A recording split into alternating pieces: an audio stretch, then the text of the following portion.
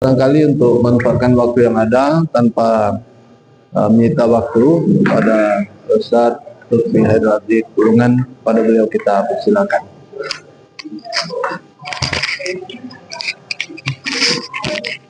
Mantap Pak.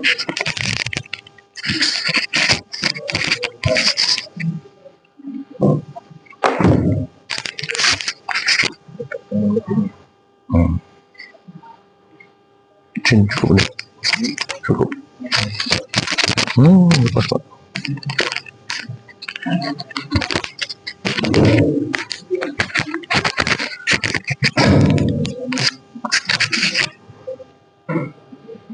Assalamualaikum warahmatullahi wabarakatuh.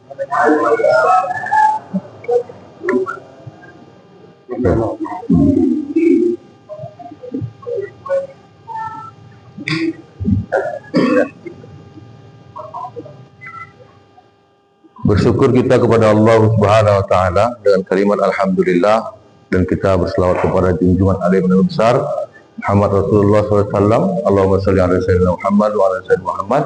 Insyaallah kita semua umatnya akan mendapat syafaat yaumil akhir kelak. Amin ya rabbal alamin. Baik, tanpa untuk bersingkat waktu, inilah kajian yang minggu lalu kita pelajari, materi yang kita pelajari pada minggu lalu atau bulan yang lalu. Kira-kira sampai di fase ini ada yang masih membingungkan yang semalam tentang pernyataan saya ini Allah, kemudian bapak sekalian adalah Allah, kemudian ibu sekalian adalah Allah. Kira-kira itu yang membuat bingung ini. Iya. Atas dasar itu juga nih Pak Alang, mungkin waktu belajar fikih merapat semua nih. Ini udah tauhid agak jauh semua dulu ya. Waktu fikih semalam juga dapat semua nih. Belajar tauhid agak jauh, rupanya sekarang takut juga orang dekat sama Allah. Takut orang kenal sama Tuhan. Baik, itu mesir waktu. Maksud kami, saya adalah Allah, bapak-bapak sekalian adalah Allah, ibu adalah Allah, bahkan alam semesta ini adalah Allah. Bukan berarti dalam pandangan syariat, bukan berarti saya ini Tuhan yang harus disembah, bapak juga Tuhan yang harus disembah, ibu juga Tuhan yang harus disembah. Bukan itu arti daripada makna daripada kata-kata itu. Tapi Allah menyampaikan dalam firman-Nya. Nah, ini dia. Perhatikan ya. Allah menyampaikan dalam firman-Nya,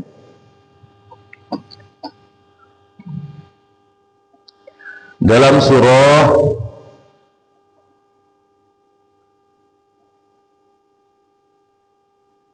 Az-Zariyat ayat 20 dan 21.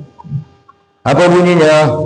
Wa fil ardi ayatul muqinin wa fi anfusikum afala tubsirun. Apa artinya di situ? Dan di bumi terdapat tanda-tanda kebesaran Allah. Periksa bahasanya. Dan di bumi terdapat tanda-tanda kebesaran Allah. Kita tinggal di bumi apa enggak nih? Di bumi. Berarti kita ini semua ini tanda-tanda kebesaran Allah. Bapak, saya, ibu, dan bumi ini semua adalah tanda-tanda kebesaran Allah bagi orang-orang yang yakin, bukan orang-orang yang ragu, bagi orang-orang yang yakin, dan juga pada dirimu sendiri. Kata Allah dalam Quran, dan juga pada dirimu sendiri, maka apakah kamu tidak memperhatikan? Bagaimana caranya memperhatikan itu? Memperhatikannya, kadang kita berniat satu hari, besok aku ke rumah Pak Idir lah jam 12 lebih sekian, besok ke rumah Pak Alang lah sore habis asar. Kita hanya dapat berencana. Bisa belok itu, siapa yang membelokkan? Siapa membelokkannya sehingga kita tidak jadi datang? Kalau memang kita ini terlepas dari bayang-bayang Allah Ta'ala, kalau kita ini terlepas dari bayang-bayang Allah Ta'ala, maka apalah artinya Allah menyampaikan dalam Quran, tidak bergerak sebiji zarrah pun kalau bukan aku yang menggerakkannya. Itu maksudnya. Tidak bergerak sebiji zarrah pun kalau bukan aku yang menggerakkannya. Artinya apa? Saya menyampaikan saya Allah, Bapa Allah, Ibu Allah, alam semesta ini Allah. Supaya apabila saya memandang kepada diri Pak Idir, soleh orangnya, alhamdulillah, Allah masih menitipkan kesolehan pada dirinya. Yang saya pandang itu bukan Pak Idirnya, tapi di balik Pak Idirnya ada Allah yang berkuasa atas dirinya. Pak, kenapa? Kita lihat ada orang yang jahat, bukan kita bilang jahat kali orang ini, bukan itu. Tapi kita lihat di balik dia itu ada Allah yang menguasai dirinya. Maka kita berdoa, apabila melihat itu kita berdoa, ya Allah, lindungi aku daripada sifat-sifat keingkaran. Karena pada saatnya jika engkau mau ya Allah, aku orang yang taat seperti ini bisa jadi orang yang kafir seperti dia.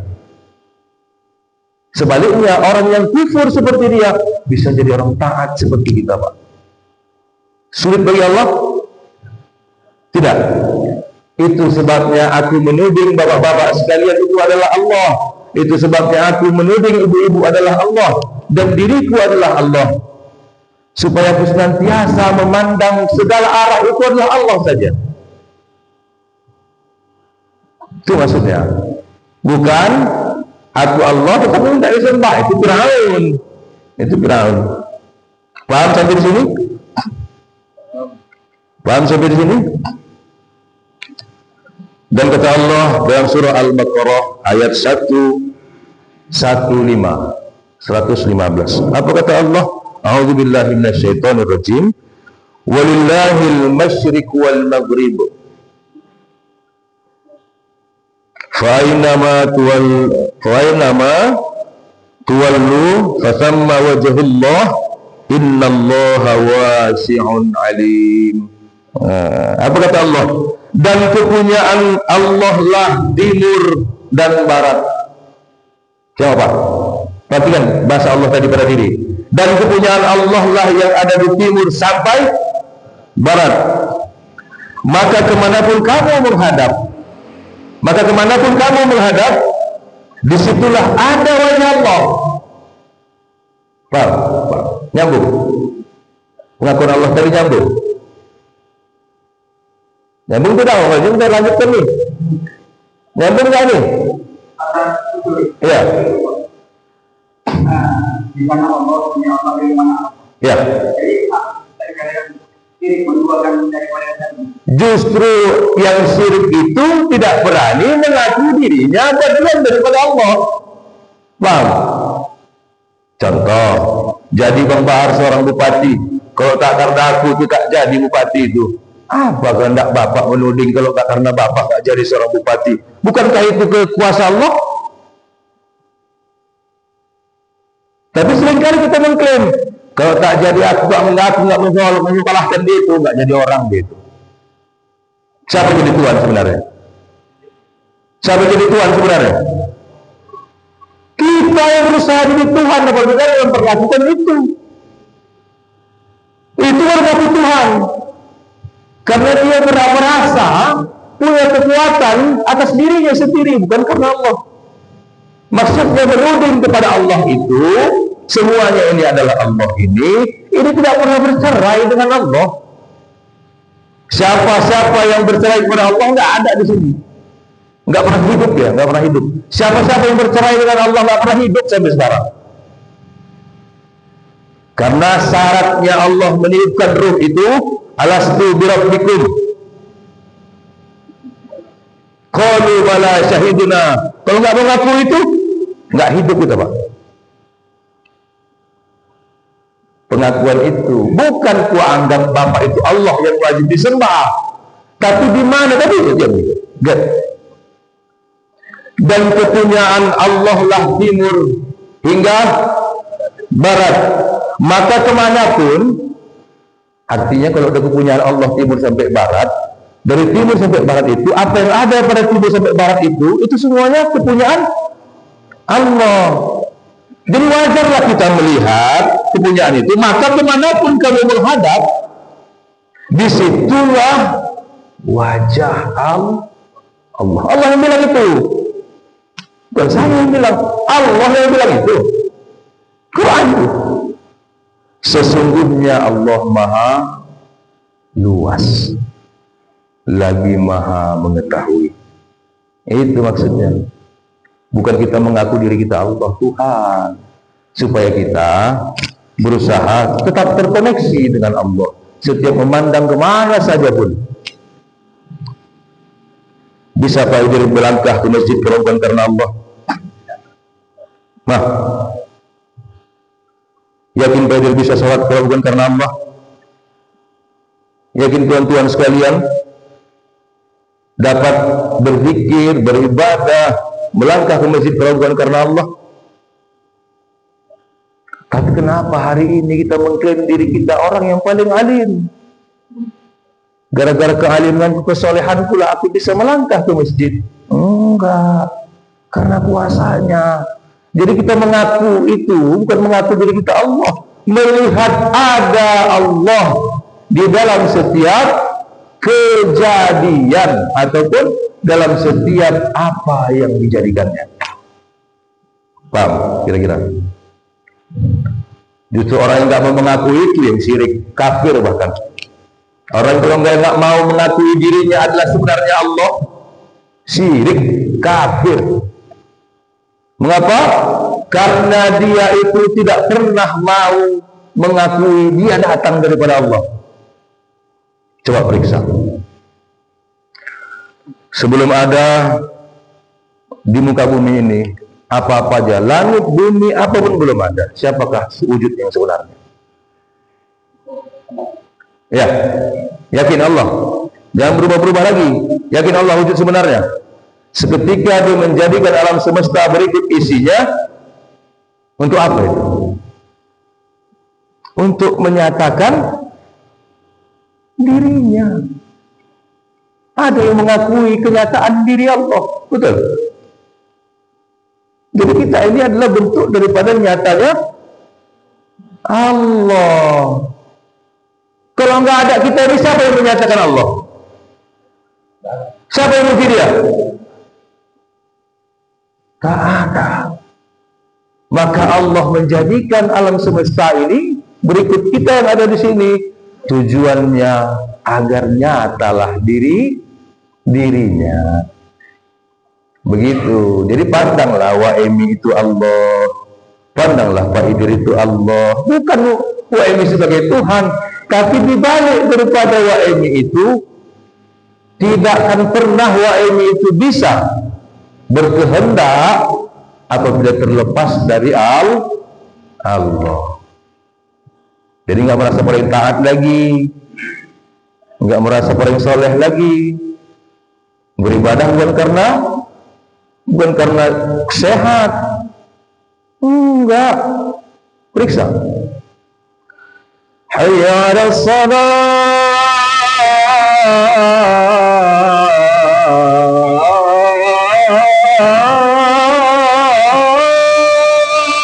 Apa jawabnya? Pandai bilang, marilah kita mendirikan sholat. Nggak ada daya upayaku ya Allah untuk mendirikan sholat tanpa jelas Allah pada diri. Jelas Allah pada diri. Nggak berani. Bagaimana lagi saya menjelaskan ini? Hayya 'alas shalah. Marilah kita mendirikan sholat. Jawabnya, la haula wala quwwata illa billah. Tidak ada sedikit pun daya dan upaya Allah untuk mendirikan sholat kecuali atas izin Engkau. Berarti tanpa Allah kita tidak bisa mendirikan sholat. Jelas Allah pada diri? Nyata Allah pada diri? Itu maksud saya. Melihat kemana arah, kita ada melihat Allah di sana. Minggu yang lalu, bulan yang lalu saya bilang Nuh itu menangis gara-gara menghina seekor anjing. Karena Nuh tadi hanya melihat anjing itu, tidak melihat Allah di baliknya. Diselamatkannya anjing, ribut kali dalam kapal, menggonggong sana, menggonggong sini. Nuh pun digonggonginya yang menyelamatkan. Sungguh buruk betul tingkah anjing ini. Sudah diselamatkan, tapi tetap juga yang menyelamatkan digonggongnya. Apa kata Allah? Wahai Nuh, siapa yang kau hina? Anjing ya Allah, bukankah aku yang menciptakannya? Lupanya lah dia, lupa dia, lalai dia melihat ada Allah di balik anjing. Itu maksudnya, supaya kita terhantar pemahaman kita untuk selalu melihat dalam situasi apapun ada Allah yang menghendaki. Bukan kita ini Allah, masa Allah makan, masa Allah tidur? Bukan. Makanya aku melihat bapak-bapak sekalian, aku melihat ibu-ibu sekalian, aku melihat alam semesta ini nyata Allah. Apalagi aku melihat diriku, lebih nyata Allah. Kulihat aku tidur, jam berapa tidur? Jam 11, berarti belum tidur. Masih tahu jam. Aku tidur nggak pernah Pak, aku sepakati sama napasku. Bernapaslah engkau sampai aku terbangun, nggak pernah. Siapa yang menjaga nafas itu? Siapa yang menjaga nafas? Jelaslah. Siapa yang menjaga nafas dalam tidur? Pernah kita rencanakan akan bangun jam berapa? Berencana pernah, tapi pasti tak pernah. Sedangkan kita, kalau memanglah kita ini adalah pemilik diri yang sebenarnya, bukan Allah yang memiliki kita, kita adalah pemilik diri yang sebenarnya. Coba rencanakan Pak, satu hari ini, schedulekan besok, aku kemari jam sekian, menit sekian, detik sekian, aku tidur jam sekian, menit sekian, detik sekian, bisa? Maka sebenarnya kita tidak pernah bercerai dengan Allah. Kita tidak pernah bercerai dengan Allah. Atas dasar tidak pernah bercerai, Allah sampaikan tadi Al-Baqarah ayat 115 tadi, dan kepunyaan Allah timur dan barat, maka kemanapun kamu menghadap, disitulah ada wajah Allah. Sesungguhnya Allah maha luas dan maha mengetahui. Itu maksudnya. Dah cukup untuk menjawab itu? Atau ada yang lain? Ya. Untuk menghilangkan kekuatan diri kita. Ya. Dan menyatakan Allah adanya Allah. Bagaimana? Untuk menyatakan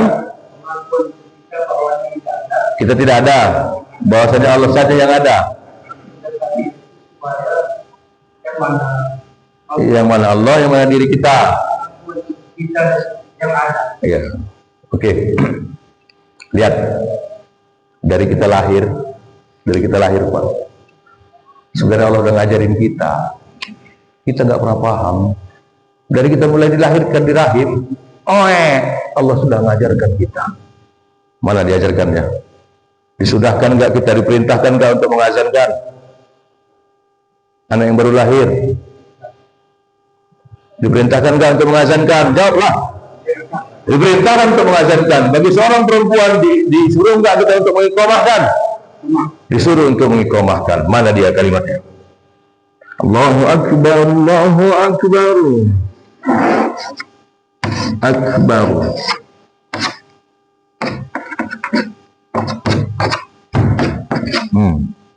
Allahu Akbar, Allahu Akbar. Asyhadu an la ilaha illallah. Sambungannya ya. Nggak usah banyak-banyak tulis. Asyhadu an la ilaha illallah. Asyhadu anna Muhammad Rasulullah. Hayya 'alas shalah, hayya 'alal falah, qad qamatis shalah, qad qamatis shalah. Allahu akbar, Allahu akbar. La ilaha illallah.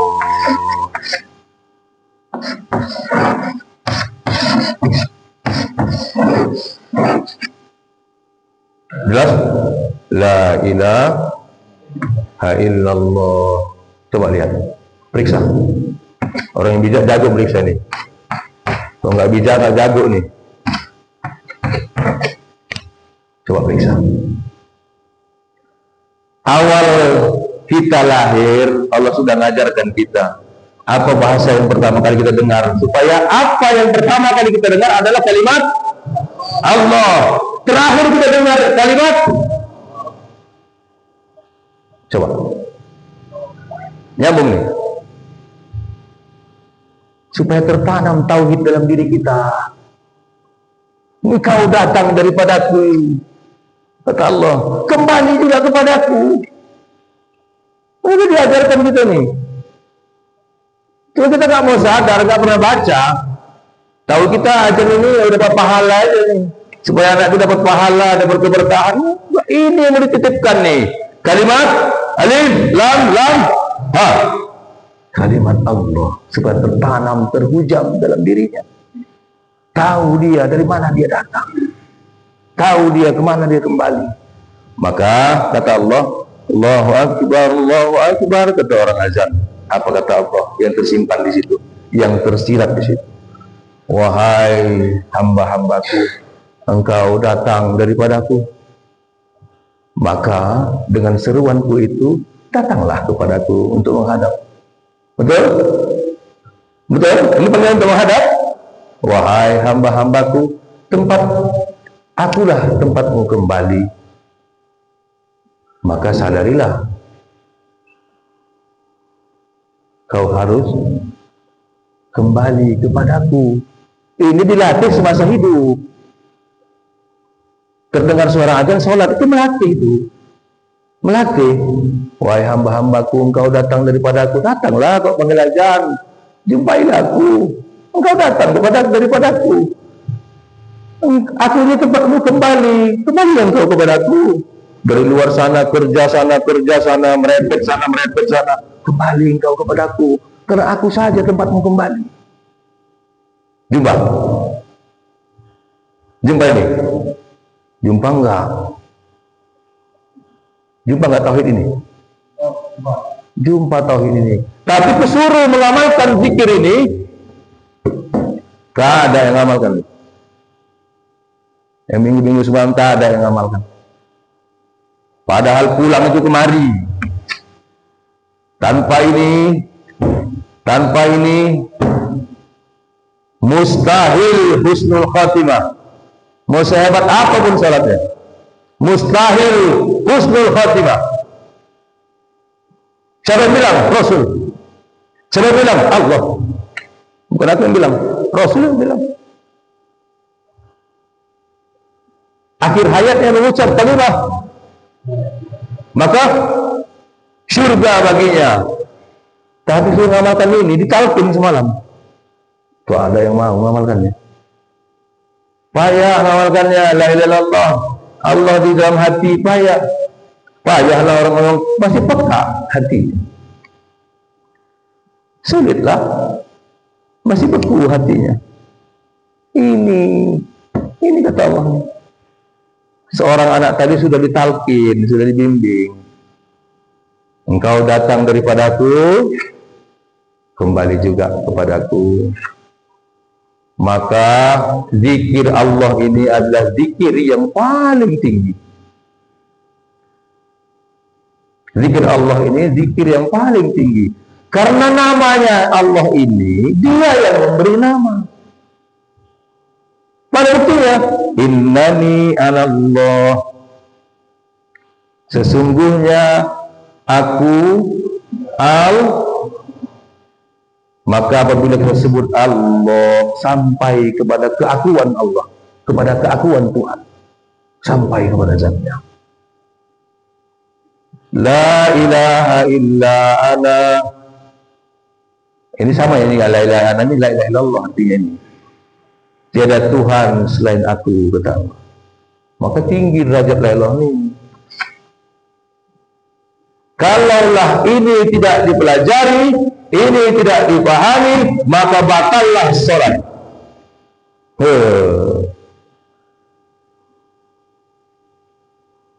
Kenapa batal? Orang nyembah huruf. Kenapa batal? Nyembah gerakan. Bukan nyembah Allah. Apa yang disembahkan dalam sholat? Apa yang dipersembahkan dalam sholat? Rukun 13. Rukun 13 itu tercantum di dalam qauli, fi'li, dan qalbi. Ya, jelas. Rukun 13 itu tercantum dalam qauli, fi'li, qalbi. Qaulinya, mana qaulinya? Allahu Akbar. Qauli itu. Ya. Fi'linya mana? Ini tadi. Allahu Akbar itu qaulinya. Fi'linya ini. Nah, barang siapa tidak bisa meyakini atau merasakan bahwasannya apa yang diucapkan itu adalah kalimat Allah, batal sholatnya. Dibikin ini model-model hafalan aja ini. Asal sholat boleh hafalan aja. Panjang kurang panjang Baidir. Alif Lam Mim, tapi hafalan yang ditunjukkannya tidak merasa dirinya bahwasannya itu adalah kalam Allah. Yang sembarang-sembarang itu kalam Allah. Sama kalau bupati kita takut, apa yang kalam Allah?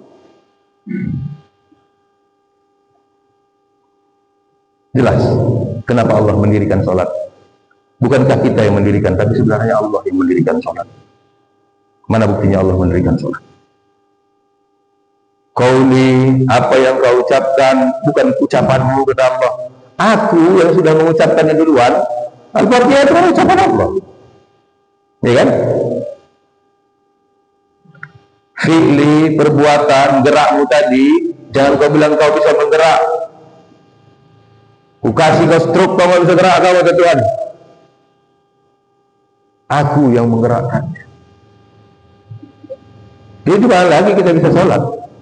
Kita bisa mendirikan sholat kalau bukan karena Allah. Sengaja aku sholat fardu maghrib 3 rakaat karena Allah.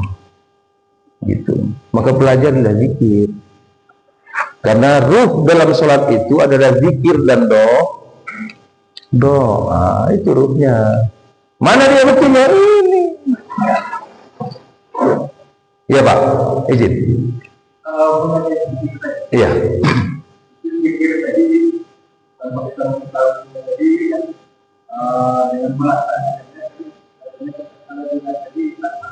Iya. Zikir la ilaha illallah itu apakah kita baca atau memang dalam urusan apa itu ini ya pas maksudnya. Apakah memang kita baca selesai sholat iya memang itu kalau berzikir iya. Apa kata Allah ya? Apa kata Allah Pak? Berzikirlah kamu dalam keadaan duduk, berdiri, terbaring, betul? Ya. Apa kata Allah juga dalam Quran? As-salatu daimun. Salat yang tidak pernah ada putus-putusnya. Kita sholat di masjid aja, habis dari masjid hilang sholat. Padahal Allah bilang tetap harus sholat. Gitu. Jadi kenapa batal? Ini Pak keterangannya. Sesungguhnya akulah Allah. Bukan suruh sholat dulu, ini nanti dulu nih. Ini ada perintah sholat ada nih. Ada perintah sholat di sini Pak. Ada perintah sholat? Ada. Tapi ini jauh Pak.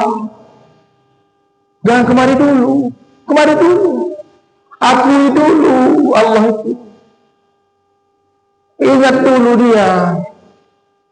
Saksikan dulu Allah ini. Saksikan ketuhanannya.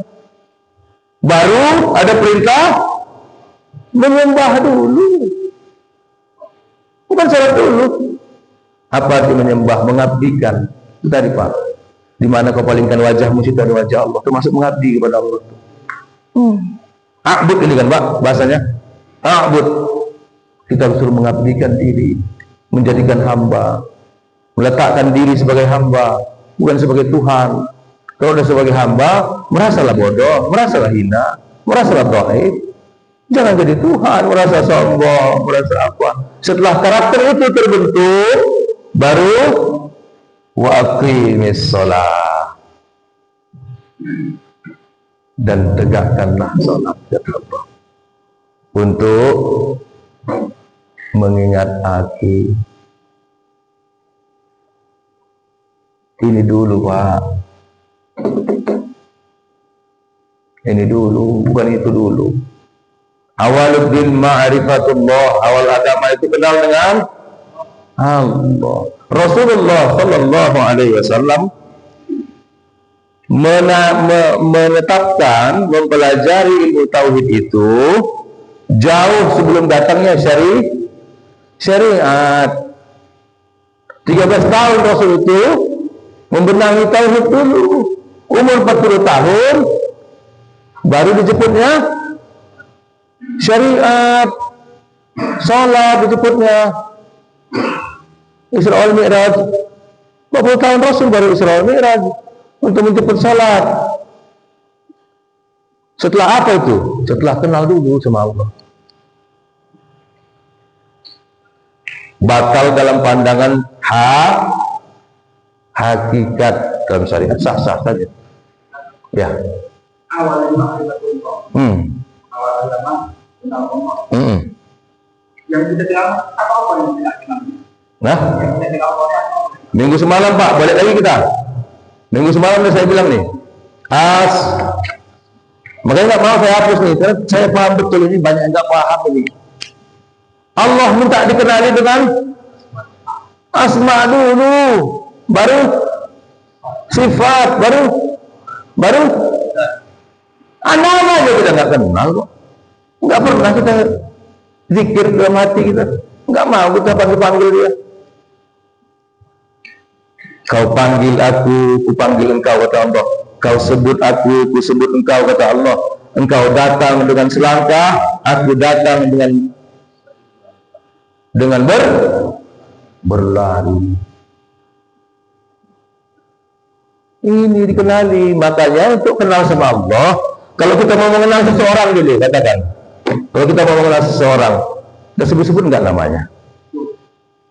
Ya. Sebut Pak Idir. Setelah kenal sama Pak Idir, setelah kenal yang sama siapa yang punya nama Pak Idir tadi, oh ini rupanya orangnya. Kemudian kita berusaha mengenal dia melalui sifatnya kayak mana sih Pak Idir ini. Baru udah tahu sifatnya, oh Pak Idir ini baik rupanya orangnya. Tengok perbuatannya. Menurut kita baik.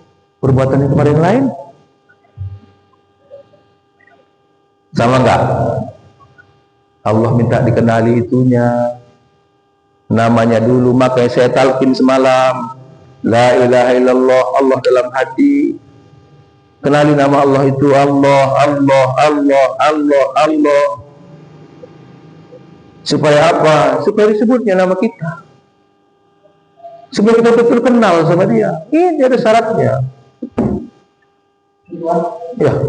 Jadi yang mana yang namanya sifat Allah itu? Sifat Allah. Nih, semalam udah hapus pula. Pada diri kita ya.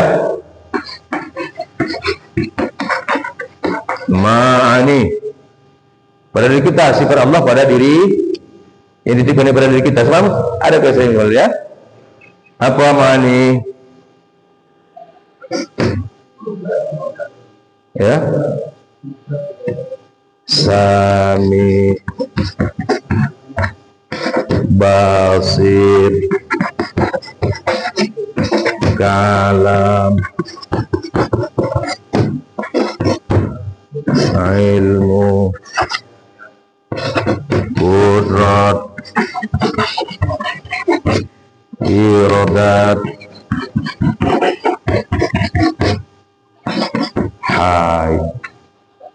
Hayat. Sifat ma'ani pada Allah, sifat Allah pada diri kita itu ada 7 pada diri kita. Ini yang dikenali sifat Allah itu. Jadi kan kalau udah kenal sama sifat Allah, kita nggak merasa lagi kita dengar Pak. Enggak, Engkaulah yang memperdengarkanku ya Allah. Engkaulah yang memperlihatkanku. Makanya seketika kita udah kenal sama sifat ini, mulai Pak terkontrol apa yang kita lihat. Nengok paha betino, nggak terhindar lagi. Takut kita mencederai sifat Allah. Sifat Allah. Ini kan sifat Allah, kan? Siapa yang mendengar pada diri kita? Allah. Karena kalau kita bilang telinga, banyak orang punya telinga tak bisa dengar. Kalau bisa mata kita yang mandang, banyak orang punya mata tak bisa mandang. Orang meninggal itu punya mata enggak? Punya telinga? Punya kaki? Bisa apa-apa? Enggak bisa, karena berpisah sifat Allah tadi. Karena berpisah sifat Allah itu tidak pernah sifati lagi. Maka orang yang mulai dia kenal dengan Allah, Pak, dengan sifat ini, dia mulai terjaga, Pak, kalamnya, pandangannya. Takut dia mencederai sifat Allah. Takut dia. Malu dia. Aku sudah diamanahkannya memandang. Masih juga aku pandang yang salah-salah. Masih juga berucap yang salah-salah. Jumpa enggak? Kenal enggak dengan Allah dia?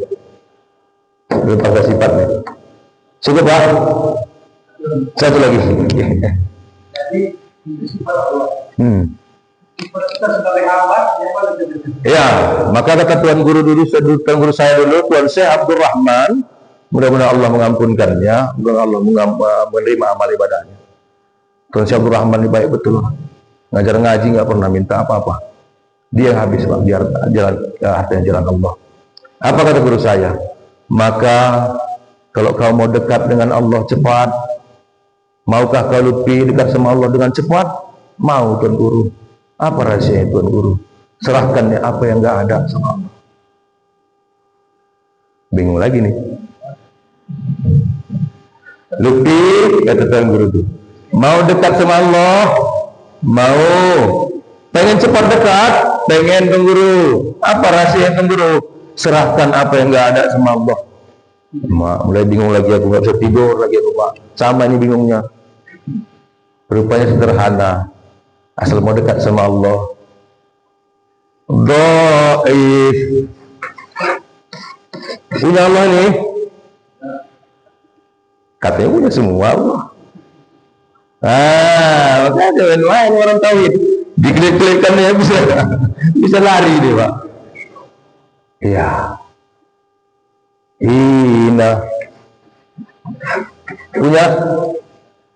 Punya Allah nih. Kita punya. Lupa.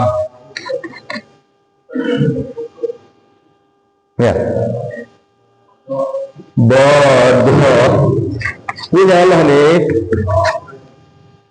Maka apa yang tidak dipunyai Allah, akui sama Allah, Pak. Datanglah kepada Allah dengan keadaan yang ini. Datanglah kepada Allah dengan keadaan yang ini. Jangan kita yang patennya mentang-mentang aku Kori, juara nasional. Alhamdulillahi Rabbil Alamin. Aku ini Kori nih. Batal sholatnya, riya, betul. Riya nggak ada.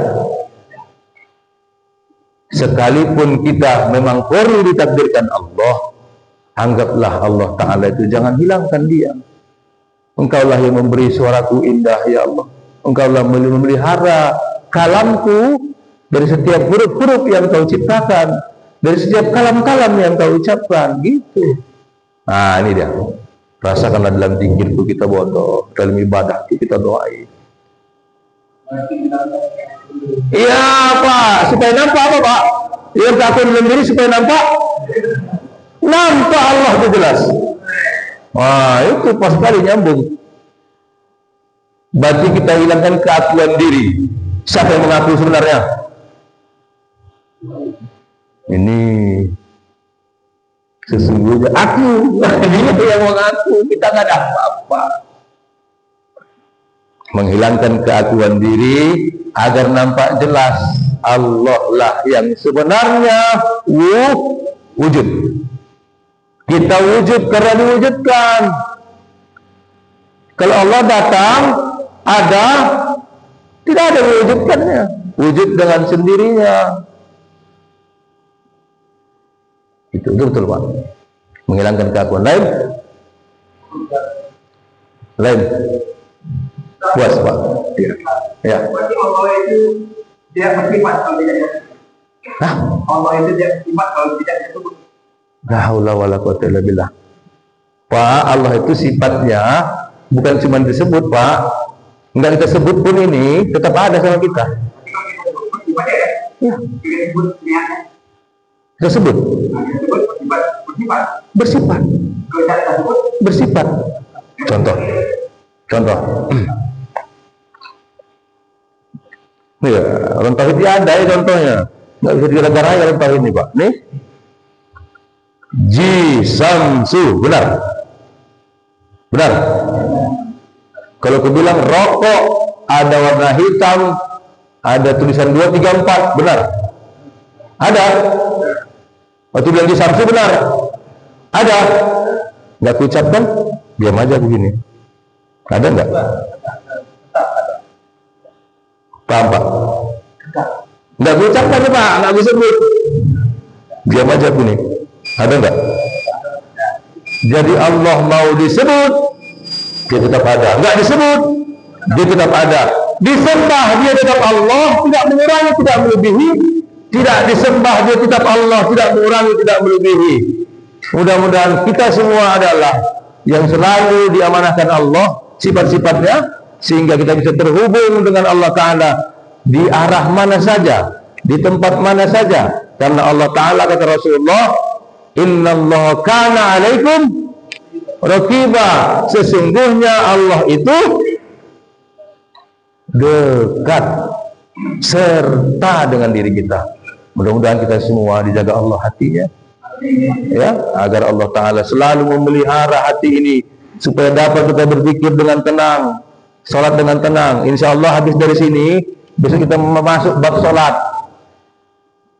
Mana sholat yang diridhoi Allah itu? Kita masuk ke sana. Lebih dan kurang mohon maaf. Terima kasih segala perhatian. Billahi taufiq wal hidayah. Assalamualaikum warahmatullahi wabarakatuh.